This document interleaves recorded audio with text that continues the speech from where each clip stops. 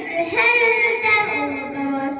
Leke nedir, kara nedir bilmez o. Müəllim ömrü sabahların yoludur. Ne çekiye, ne ölçüye gelmez o. Felek yalan naresinde ahında, kehkeşanda ulduzu var, mülkü var.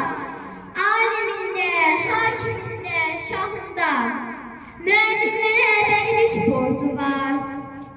Dağ ömrünü güle güle erler, ömür keçer, tentelaksız bilinmez. Tanrı onu yüreklerde yer eder, katilesi yandaşlardan silinmez. Güneş kimi dan yeriyle oyanar, çok ürek